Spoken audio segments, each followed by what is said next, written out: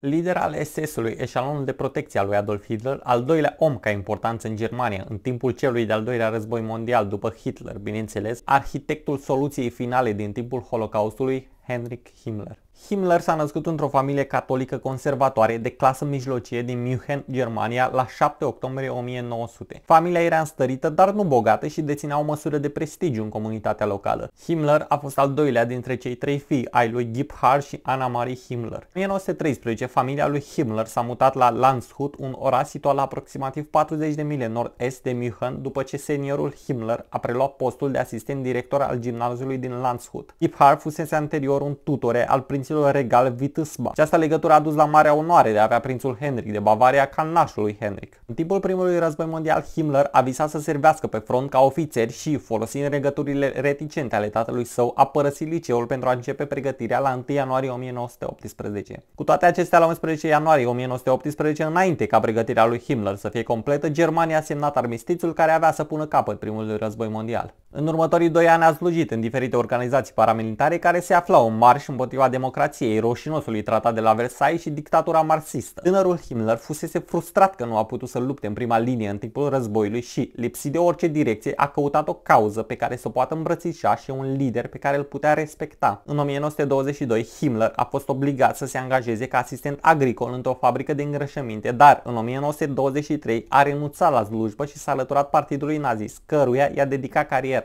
A început ca membru al unității paramilitare sub conducerea lui Ernst Röhm și a jucat un rol în puciul de la Berărie. Tentativa eșuată de lovitură de stat a avut loc între seara zilei de 8 noiembrie și după amiaza zilei de 9 noiembrie 1923, când, alături de liderul partidului nazist Adolf Hitler împreună cu alți lideri, au încercat să preia puterea politică în München, Bavaria și Germania. Poliția a arestat mai multe persoane, trimițându-i în închisoare, inclusiv Hitler fiind închis. Himmler a fost interogat la rândul, dar apoi eliberat din lipsă de dovezi. Totuși, implicarea sa în tentativa loviturii de stat l-a făcut să nu mai poată lucra în fabrica de îngrășăminte ca asistent agricol. La începutul anilor 20, Henrik și-a găsit jumătatea, o asistentă din Bromberg pe nume Marga. Blondă, înaltă și cu ochi albaștri, se potrivea cu imaginea ideală a lui Himmler pentru femeia perfectă. Cuplul s-a căsătorit pe 3 iulie 1928, Marga aducându-i pe lume o fiică în 1929 pe care a numit-o Gudrun. În acest timp, Himmler a reușit să se ridice rapid în cadrul partidului, iar până în 1926 era șef adjunct al propagandei Reich. Până atunci, Hitler fusese eliberat din închisoare, publicând și primul volum Mein Kampf. Spre deosebire de o mulțime de alți noi recruți pentru partidul nazist, Himmler nu a fost imediat impresionat de prezența lui Adolf Hitler. Adorația sa față de Führer s-a dezvoltat în timp. Așa cum era firea, Himmler a citit tot ce a putut despre Hitler, a devorat Mein Kampf, comentând că acesta conține un număr extraordinar de adevăruri, ajungând să-l aprecieze mai întâi la nivel intelectual. Foarte repede după aceea avea să se închine Führerului, devenit absolut loial acestuia. Hitler și-a dat seama că avea nevoie de o protecție specială, mai precis, avea nevoie de o echipă de bărbați care să-i fie loial, fără îndoială și chiar să fie pregătit să meargă împotriva fraților dacă este nevoie. Pentru a conduce o astfel de forță, nimeni nu era atât de devotat și prin urmare atât de potrivit ca Heinrich Himmler. La 6 ianuarie 1929, Hitler l-a numit pe Himmler în funcția de lider al SS. În acea perioadă, SS era o mică diviziune a SA, mai precis batalioane de asalt, cunoscute și sub denumirea de cămășile brune, care se afla sub conducerea lui Ernst Röhm. SA era armata privată a lui Hitler. Realitatea de luptă a oamenilor săi era îndoielnică, dar Röhm a văzut puterea veni mai mult din numărul membrilor și nu din calitatea acestora. În schimb, SS era o forță mult mai de elită. Membrii SS purtau șepci negre împodobite cu un craniu alături de svastica. Noua poziție a fost ideală pentru Hitler. Fiind impresionat încă de tinerețe de garda pretoriană, care era o forță militară folosită în Imperiul Roman pentru paza și protecția împăratului, a avut ocazia să-și construiască propria gardă modernă. A început imediat să-și pună amprenta pe SS, fabricând catarame de pe care erau scrise cuvintele: omule SS, loialitatea este onoarea ta. De asemenea, a venit și cu un motto pentru oamenii săi: fii mai mult decât pari. Când Himmler a preluat conducerea, SS număra aproximativ 200 de oameni. Dar de la acest început nesemnificativ, Himmler a văzut oportunitatea de a dezvolta un corp de elită al partidului nazist. Până când naziștii au preluat puterea în ianuarie 1933, SS număra numai puțin de 52.000 de oameni. În ultima zi a anului 1931, Himmler a înființat și un birou al SS pentru problemele legate de rasă, unde se evaluau cererile cererile bărbaților SS care doresc să se căsătorească în cadrul unui nou decret de căsătorie. Expertiza dezvoltată în acest rol era de menținerea purității rasiale în SS, care determina în timp de război dacă un individ era german sau nu. Himmler a construit o poziție inatacabilă pentru SS prin preluarea controlului forțelor de poliție germane. La 9 martie 1933 a fost numit președinte provizoriu al poliției din München, iar 3 săptămâni mai târziu fiind numit comandant al poliției bavareze. Până la sfârșitul anului 1934, Himmler a obținut comanda fiecărui departament de poliție din Germania, centralizându-le în cadrul unei singure agenții noi la Berlin, Poliția Secretă de Stat, adică Gestapo. În 1934, Hitler nu mai avea nevoie de SA. Acum, când era cancelar, nu mai avea nevoie de o grămadă de interlopi de stradă. De fapt, asocierea sa cu ei avea să dăuneze carierei sale. Era timpul să distrugă această armată privată. Himmler a fost încântat de știrea că SA împreună cu comandantul său erau pe cale să fie înlăturați. Acesta s-a implicat în planificarea răsturnării SA, pe care istoria o va aminti ca fiind noaptea cuțitelor lungi. Ca recompensă pentru rolul său în asasinarea lui Ernst Röhm și a conducerii superioare SA,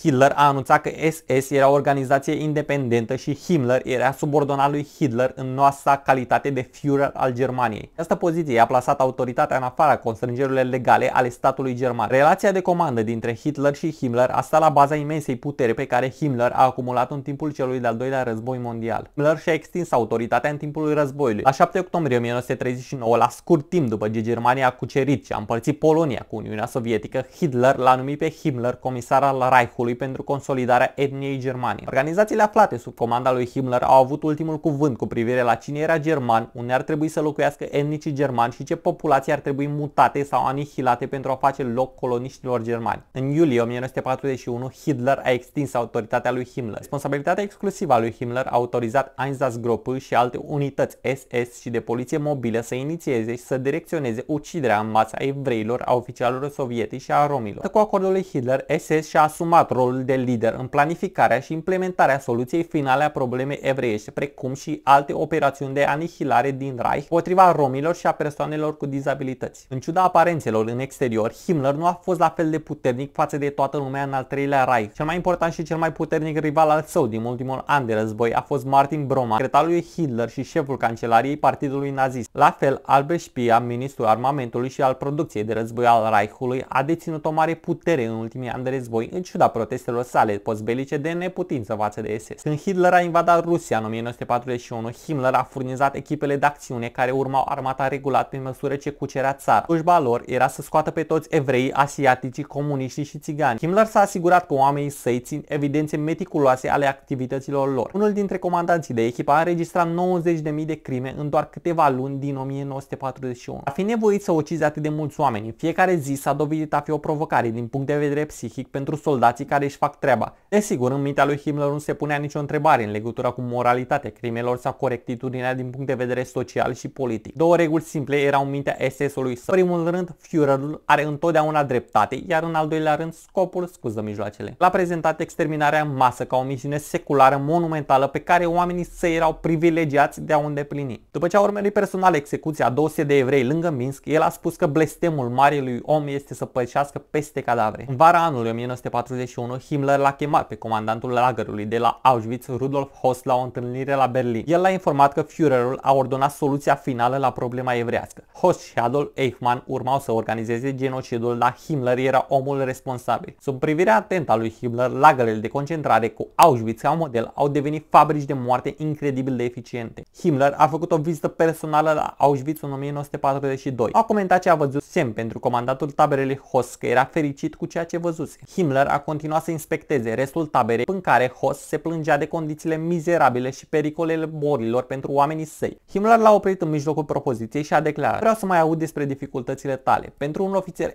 SS nu există dificultăți. Datoria lui este întotdeauna să înlăture dificultățile el însuși imediat ce apar. Cum o faci este treaba ta, nu a mea. În discursul său cel mai citat, cel din 4 octombrie 1943 la Poznan, la o are de general SS, Himmler a justificat uciderea în masă a evreilor prin următoarele cuvinte: fața ta aici vreau să mă refer în mod explicit la o chestiune foarte serioasă, adică anihilarea poporului evreu. Cei mai mulți dintre voi vor ști ce înseamnă când 100 de morți zac unul lângă altul, sau 500 sau 1000. Această pagină de glorie din istoria noastră nu a fost niciodată scrisă și niciodată nu va fi scrisă. Aveam dreptul moral, eram obligați față de poporul nostru să ucidem acest popor care voia să ne omoare. Până la mijlocul anului 1944, soarta războiului urma să se schimbe, dar cu toate acestea, loialitatea lui Himmler față de Adolf Hitler era intactă. Totuși, istoricii au observat faptul că, în mod ciudat, cu toată rețeaua de spionaj a lui Himmler, acesta nu l-a avertizat pe Hitler cu privire la complotul din 20 iulie 1944 pentru uciderea sa. Unii au speculat chiar că a fost implicat într-un fel. Este adevărat că respinsese cu 3 zile înainte de atac o cerere scrisă de Gestapo pentru permisiunea de a aresta doi principali inițiatori ai complotului. După eșecul încercării de a-l asasina pe 20 iulie 1944, Himmler s-a jucat cu ideea de a negocia o pace separată cu aliații occidentali. În timpul iernii 1944-1945, el a luat în considerare utilizarea prizonierilor din lagărele de concentrare ca mijloc pentru a iniția astfel de negocieri. În aprilie 1945, Himmler s-a întâlnit cu reprezentantul Congresului Evreiesc Mondial din Stockholm, Suedia, pentru a discuta despre deschiderea negocierilor, dar nu s-a ajuns la nimic concret.